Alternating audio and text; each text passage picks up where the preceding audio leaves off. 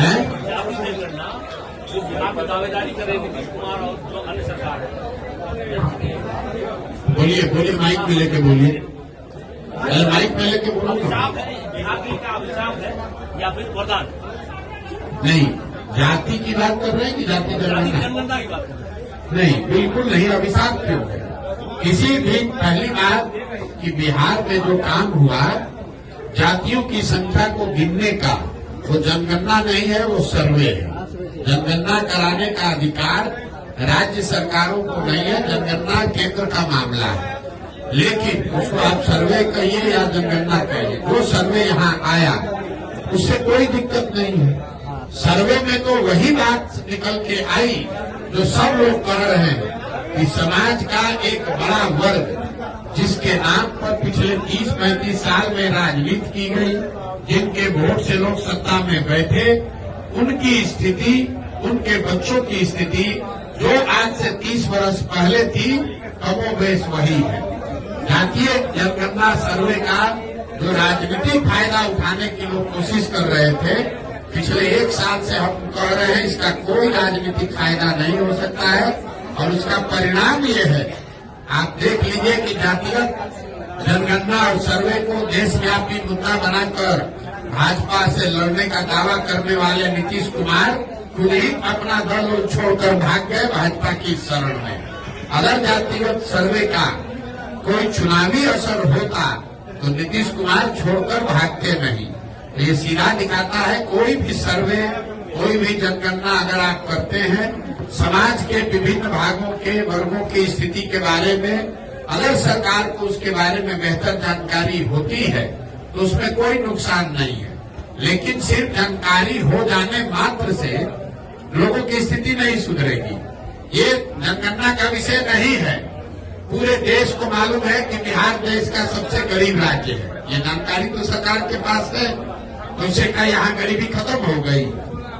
पूरे देश को मालूम है कि बिहार सबसे अशिक्षित और बेरोजगार राज्य है, तो क्या यहाँ उससे शिक्षा की स्थिति सुधर गई?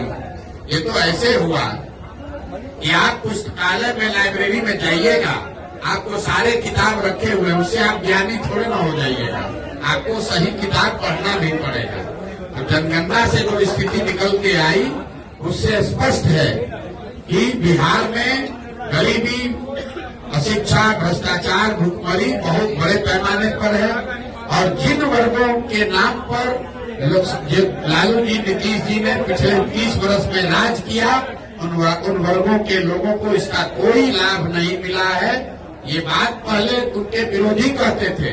जनगणना कराकर नीतीश कुमार, लालू यादव ने वो कीचड़ अपने आप अपने मुंह पर लपेट लिया। ये स्वीकार कर लिया कि जिन वर्गों के प्रतिनिधित्व की, आवाज की, एम्पावरमेंट की बात कर रहे थे, उन वर्गों को पिछले 30-35 साल में कोई लाभ नहीं मिला।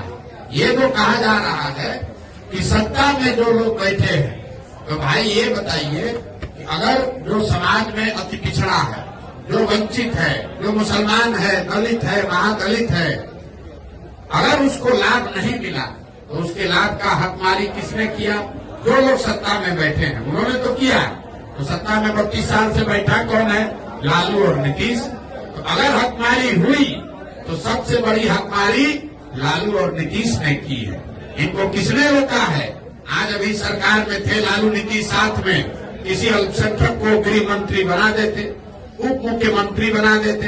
तो जब सरकार बनी तो मुसलमानों के वोट से आरजेडी जो अपनी राजनीति करती है, उन्होंने मुसलमानों को एक भी विभाग नहीं दिया। अभी राज्यसभा में अपना भेजे हैं एमपी, राज्यसभा में किसी मुसलमान को नहीं भेजा। मुसलमानों को भाजपा का डर दिखाकर वोट लिया, लेकिन उनको प्रतिनिधित्व नहीं दी, भागीदारी नहीं दी। तो किसने हकमारी की? भाई प्रशांत किशोर तो है नहीं, कांग्रेस तो वहाँ है नहीं, सत्ता में है आरजेडी, और मुसलमानों ने वोट दिया है आरजेडी को। और उसके बावजूद अगर आरजेडी आपको हक नहीं दे रही है तो आपका हकमारी वही कर रही है। यही हाल नीतीश कुमार ने किया। 15 साल से अति पिछड़ा दलित, महादलित का वोट लिया, लेकिन कितने अति पिछड़ों को कोई विभाग दिया? कितने अति पिछड़ों को सामाजिक राजनीतिक जगह दी? अपने विभाग में, अपने मंत्रिमंडल में कितने महादलित को जगह दिया है? आप जरा देख लीजिए उनके अगल बगल बैठने वाले जो लोग हैं वो किस समाज के लोग हैं। वो कितने अति पिछड़ों को बगल में बैठा है। यहाँ का गृह मंत्रालय, यहाँ का वित्त मंत्रालय, यहाँ का ग्रामीण विकास, जल संसाधन, पथ निर्माण, ग्रामीण कार्य, ये जितने बड़े विभाग हैं इसमें कोई अति पिछड़ा, कोई मुसलमान नहीं है। और इसी अति पिछड़ा और मुसलमान के नाम पर 30 वर्ष से ये लोग राज कर रहे हैं दोनों लोग। तो ये जो सर्वे हुआ, ये सर्वे करके जैसे विनाश काले विपरीत बुद्धि, ज्यादा चालाक बनिएगा तो यही होगा। ऊपर वाले ने आप ही के हाथ से ये स्वीकार करा दिया, प्रमाण दे दिया कि जिस 30 साल से मुसलमानों के अति पिछड़ों के, महादलित के, वंचित के नाम पर आपने वोट किया, उनको आपने कोई हक नहीं दिया। उनकी आर्थिक, सामाजिक, शैक्षणिक स्थिति जैसे 30 साल पहले थी वही आज बनी हुई है।